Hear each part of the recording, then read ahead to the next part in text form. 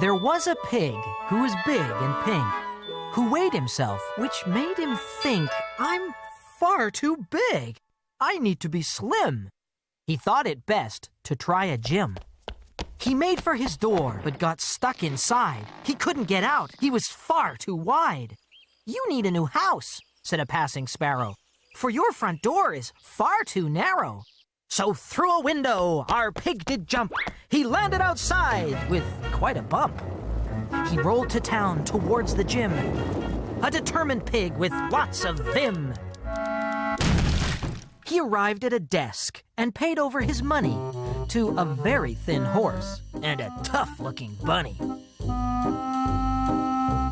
They pointed the way to a thing for rowing. He took one look and said, I'm going. Stopped at the door and forced to go back. He was strapped in tight. He soon got the knack. He lifted weights, at least he tried. But all he did was dent his pride. He lifted the smallest, but something went crack. He did the right thing by putting it back. Aerobics classes? I'll give it a try, said Pig as he squinted at a poster up high. Pig came to a door and opened it wide, but his eyes were not ready for the sight inside. Hundreds of animals pounding the ground, up 2, 3 to the disco sound. The floorboards creaked, a trainer was screaming, the flesh did wobble, the sweat was streaming. That was it. He'd seen enough. He left the room and gathered his stuff. In the shower stood Dave the dog, who told our pig that he should jog. Wear a headband and some pumps, and in no time you'll lose your lumps. So that night, he lay in bed. Lots of thoughts were in his head. A padlock on his cookie tin. He began to dream of being thin.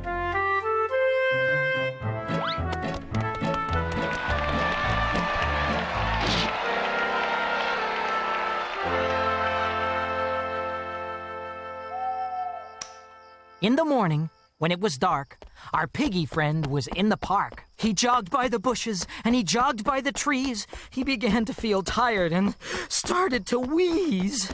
He started to wobble and stagger about. And into his head, there came some doubt. He stopped for a while. On a bench he sat. What's wrong, he thought, with being fat? For tossing cabers, it can't be beat. For Japanese wrestling, it's really neat. For being cuddly, it is the best. For keeping warm, it passes the test. Thin's no good for baritone singing. It doesn't help much for church bell ringing.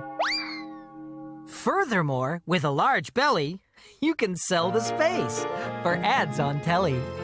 You can wear big suits with wide-brimmed hats, play blues and jazz and get called fats. So that was it. Pig went to bed. He'd convinced himself of what he'd said. All puffed out was our porky friend. His slimming ideas had come to an end. There's still a pig who's big and pink, who weighs himself, which makes him think, pigs are pigs, and pigs are fat. And I am a pig, and that is that.